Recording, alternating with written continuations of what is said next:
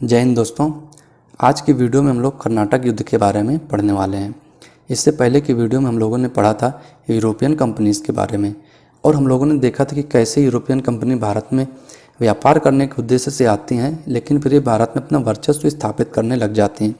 ये भारत में राजनीतिक रूप से अपना स्थायित्व जमाने लगती हैं। तो यहाँ तक हम लोग समझ चुके थे। तो आज हम लोग समझते हैं कि कर्नाटक युद्ध किन किन कंपनीज़ के बीच में हुआ था, इसका कारण क्या था और इसके परिणाम क्या निकल कर सामने आते हैं। तो देखिए दोस्तों, दो छोटी कंपनीज थी, डेनमार्क और स्वीडिश। तो ये बहुत छोटी कंपनी थी, ये इतनी शक्तिशाली नहीं थी कि भारत में अपना वर्चस्व स्थापित कर सकें। तो इस वर्चस्व स्थापित करने की रेस में ये दोनों तो पहले ही बाहर हो जाती हैं, ठीक है। और हम लोगों ने पढ़ा था कि अंग्रेज़ों ने स्वालिक युद्ध में पुर्तगालियों को हरा दिया था। और दोस्तों 1661 में जो पुर्तगाली राजकुमारी थी कैथरीन, इसकी शादी ब्रिटेन के राजकुमार चार्ल्स द्वितीय से हो जाती है। तो ये लड़की वाले हो जाते हैं, तो ये वैसे ही अपने पैर पीछे कर लेते हैं। तो ये तीन कंपनी हट गई इस रेस से। अब हमने ये भी पढ़ा था कि अंग्रेज़ों ने वेदरा के युद्ध में डचों का पतन कर दिया था, डचों का सफाया कर दिया था। तो डच भी इस रेस से बाहर हो जाते हैं। अब बचते हैं अंग्रेज और फ्रांसीसी, यानी कि कर्नाटक युद्ध कहीं ना कहीं अंग्रेज और फ्रांसीसियों के बीच में होने वाले हैं।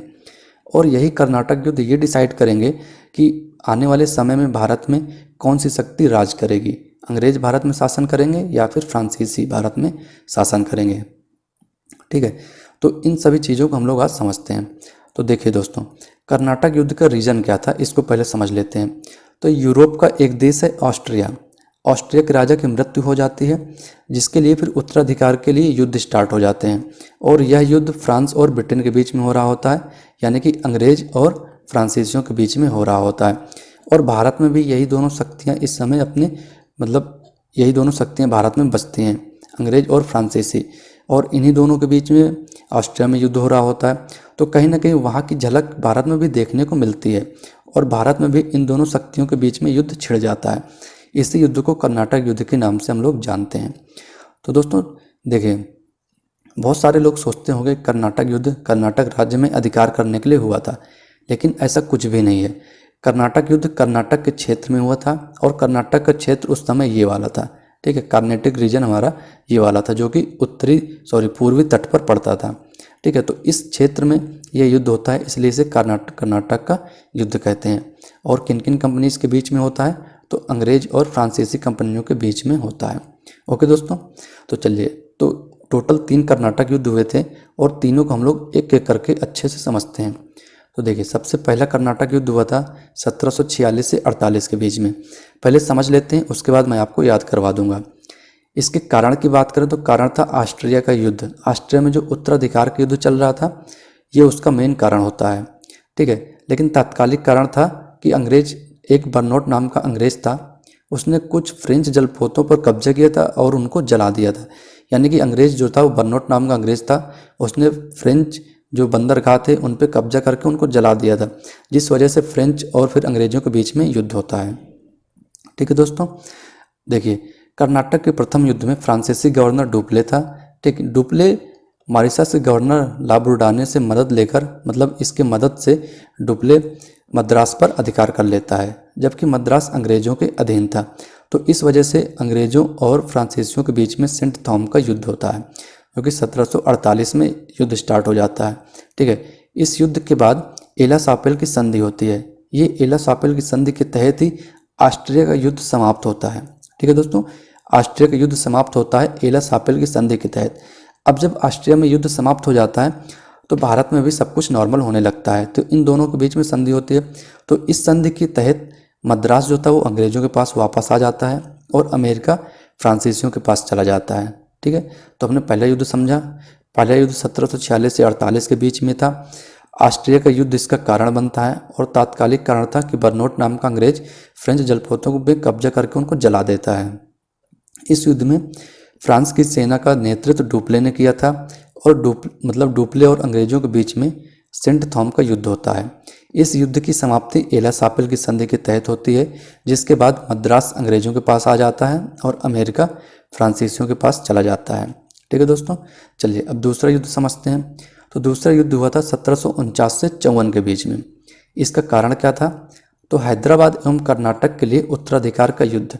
अभी हैदराबाद एवं कर्नाटक के लिए उत्तराधिकार का युद्ध किसके किसके बीच में हुआ था, इसको समझते हैं पहले। तो देखिए दोस्तों, हैदराबाद का जो निज़ाम था वो था निज़ामुल मुल्क। ठीक है, हैदराबाद का निज़ाम निज़ामुल मुल्क था और निज़ामुल मुल्क का बेटा नासिर जंग था। निज़ामुल मुल्क का जो पोता था वो मुजफ्फर जंग था। तो निज़ामुल मुल्क की जब मृत्यु होती है तो उसके बाद नासिर जंग नवाब बनता है, लेकिन मुजफ्फर जंग ये कहता है कि नवाब नासिर जंग नहीं, मैं बनूंगा। तो इस बात को लेकर नासिर जंग और मुजफ्फर जंग के बीच में युद्ध छिड़ जाता है। ठीक है, युद्ध छिड़ जाता है। तो अब ऑब्वियसली सी बात थी, भारत में फ्रांसीसी और ब्रिटेन ये दो शक्तियाँ हैं और यहाँ पास दो शक्तियों के बीच में युद्ध छिड़ने वाला है। तो एक शक्ति नासिर जंग का साथ देगी और दूसरा मुजफ्फर जंग का साथ देती है। ठीक है, उसके बाद कर्नाटक की बात करें तो कर्नाटक का जो नवाब था वो अनवरुद्दीन था। कर्नाटक का नवाब अनवरुद्दीन था। अनवरुद्दीन और इसकी मौसी चंदा साहिब, इन दोनों के बीच में भी उत्तराधिकार को लेकर युद्ध छिड़ जाता है। तो यहाँ पर भी एक मतलब अनवरुद्दीन का साथ एक शक्ति देगी और चंदा साहिब का साथ दूसरी देगी। ठीक है, तो इस वजह से यहाँ पास दो गुट बन जाते हैं। एक गुट में अनवरुद्दीन नासिर जंग हो जाते हैं, इनका साथ अंग्रेज देते हैं, और दूसरे गुट में मुजफ्फर जंग और चंदा साहिब हो जाते हैं, इनका साथ फ्रांसीसी देते हैं। ठीक है, ये देखिए नासिर जंग और अनवरुद्दीन एक गुट में हो जाते हैं, इनका साथ अंग्रेज देते हैं, और दूसरे गुट में मुजफ्फर जंग और चंदा साहिब हो जाते हैं, इनका साथ फ्रांसीसी देते हैं। तो दो गुट तैयार हो गए, पहला ये हो गया, दूसरा ये हो गया। ठीक है, इन्हीं गुटों के बीच में फिर अंबर का युद्ध होता है। अंबर का युद्ध होता है जिस युद्ध में जो कर्नाटक का नवाब था अनवरुद्दीन ये मारा जाता है। ठीक है, इस युद्ध की समाप्ति आपके पौंडीचेरी की संधि के तहत होती है। पौंडीचेरी की संधि के तहत दूसरे कर्नाटक युद्ध की समाप्ति हो जाती है।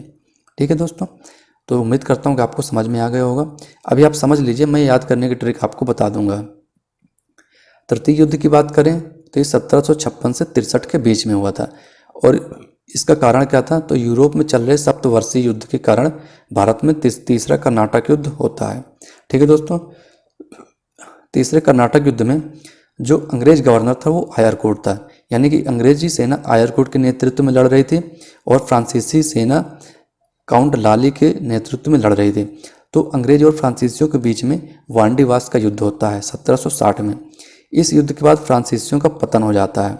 ठीक है, और इस जब फ्रांसीसियों का पतन हो जाता है, फ्रांसीसी हार जाते हैं, तो फ्रांसीसी और अंग्रेजों के बीच में पेरिस की संधि होती है, जिसके तहत कर्नाटक का तृतीय युद्ध की भी समाप्ति हो जाती है। तो यहाँ पास हम लोगों ने समझा कि कर्नाटक के 3 युद्ध हुए थे, उनका कारण क्या था, तात्कालिक कारण क्या था। ठीक है, उस युद्ध में इन मतलब अंग्रेजों और फ्रांसीसियों के बीच में भी कुछ युद्ध हुए, उनके बारे में हम लोगों ने समझा। किस संधि के तहत कर्नाटक युद्धों की समाप्ति हुई, ये भी हम लोग समझ चुके हैं अच्छे से। तो अब देखिए, अब आपको मैं याद करने की ट्रिक्स बता देता हूँ। देखिए, पहला युद्ध हुआ था 1746 से 48 के बीच में, आप इसको याद रखना। देखिए, टेबल हमेशा ऐसे याद करिए, मतलब पहले हमने इसे याद किया, प्रथम युद्ध, द्वितीय युद्ध और तृतीय युद्ध। अब हम समय याद करते हैं। पहला युद्ध 1746 से 48 के बीच में हुआ था, और दूसरे युद्ध इसके 1 साल बाद होता है। ठीक है, क्यों 1 साल बाद होता है, क्योंकि प्रथम युद्ध की समाप्ति हुई थी। 1 साल बाद स्टार्ट होगा 48 से 49। ठीक है, 1749 से 54 तक। उसके बाद दूसरा युद्ध 2 साल बाद स्टार्ट होगा, क्यों, क्योंकि दूसरा युद्ध समाप्त हुआ है। तो 2 साल बाद स्टार्ट होता है, तो 1756 से 63। सप्तवर्षीय युद्ध था तो 7 साल चलेगा, 1756 से 63। ठीक है, हमने याद किया 1746 से 48 पहला, दूसरा 1 साल बाद 1749 से 54 तक स्टार्ट, मतलब 54 तक चलता है। फिर तीसरा 2 साल बाद शुरू होता है 1756 से 63 तक। ठीक है, जितना जितना चीज़ याद करने वाली है वो चीज़ें मैंने आपको इस टेबल में बता दिया है। इस टेबल में हमने उस चीज़ को समझ लिया है। ठीक है, अब देखिए याद करने की चीज़ें क्या है कि पहले युद्ध का कारण ऑस्ट्रिया का उत्तराधिकार था, दूसरे युद्ध का कारण हैदराबाद एवं कर्नाटक के लिए उत्तराधिकार का था, और तीसरे कारण सप्तवर्षीय युद्ध था। ठीक है, पहले युद्ध में सेंट थॉम का युद्ध होता है। पहले कर्नाटक युद्ध में अंग्रेज और ब्रिटेन के बीच, अंग्रेज और फ्रांस के बीच में सेंट थॉम का युद्ध होता है। दूसरे कर्नाटक युद्ध में अंग्रेजों और फ्रांसीसियों के बीच में अंबर का युद्ध होता है। तीसरे कर्नाटक युद्ध में फ्रांसीसियों और अंग्रेजों के बीच वांडीवास का युद्ध होता है।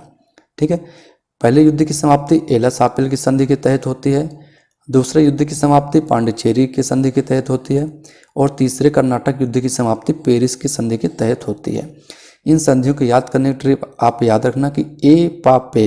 ठीक है, क्या है ट्रिक, ए पा पे, मतलब पहला एला सापेल की संधि के तहत समाप्त होता है, दूसरा पा से पांडिचेरी की संधि के तहत समाप्त होता है, और तीसरा पे से पेरिस की संधि के तहत समाप्त होता है। ठीक है, इसके रिजल्ट की बात करें तो पहले में फ्रांसीसी जीतते हैं, दूसरे में अंग्रेज भारी पड़ जाते हैं, और तीसरे में भी अंग्रेज जीतते हैं। तो ओवरऑल देखा जाए तो अंग्रेज जीत जाते हैं, और अंग्रेज वांडीवास के युद्ध में फ्रांसीसियों का सफाया कर देते हैं। ठीक है दोस्तों, तो देखिए पुर्तगालियों को हरा दिया था अंग्रेजों ने पहले ही स्वाली के युद्ध में, डचों को हरा दिया वेदरा के युद्ध में, और फ्रांसीसियों को हरा दिया वांडीवास के युद्ध में। ठीक है, स्वाली के युद्ध में पुर्तगाली हार चुके थे, वेदरा के युद्ध में डच हार चुके थे, फ्रांसीसी हार गए थे वांडीवास के युद्ध में अभी। ठीक है, तो अब एक शक्ति बची केवल अंग्रेज। तो अब अंग्रेज युद्ध करेंगे, लेकिन किससे करेंगे, क्योंकि सारी यूरोपीय कंपनियां तो समाप्त हो चुकी हैं। तो अब अंग्रेजों और भारतीयों के बीच में युद्ध स्टार्ट हो जाएंगे। अब यहाँ से अंग्रेज भारतीयों के राजनीतिक मैटर में हस्तक्षेप करना शुरू कर देते हैं। हालांकि दूसरे कर्नाटक युद्ध में भी हस्तक्षेप किए हैं ये। ठीक है, दूसरे कर्नाटक युद्ध में दो गुट बन गए थे, एक गुट में अंग्रेजों ने साथ दिया था, दूसरे में फ्रांसीसियों ने साथ दिया था। तो यहाँ से अब अंग्रेज यहाँ मतलब भारत में राजनीतिक रूप से अपना प्रभुत्व स्थापित करना स्टार्ट कर देते हैं। तो इसके आगे हम लोग अगले नेक्स्ट वीडियो में पढ़ेंगे। तो उम्मीद करता हूँ कि आपको ये वीडियो समझ में आई होगी, लेकिन फिर भी अगर किसी भी पॉइंट में आपको कोई डाउट रह गया हो तो आप मुझे कमेंट करके ज़रूर बता देना, जिससे कि मैं आपके डाउट को क्लियर करने की कोशिश करूँगा। ठीक है, कमेंट करके बताना, और ये भी बताना कि आपको वीडियो कैसी लगी। अगर वीडियो पसंद आई तो वीडियो को लाइक ज़रूर कर देना दोस्तों।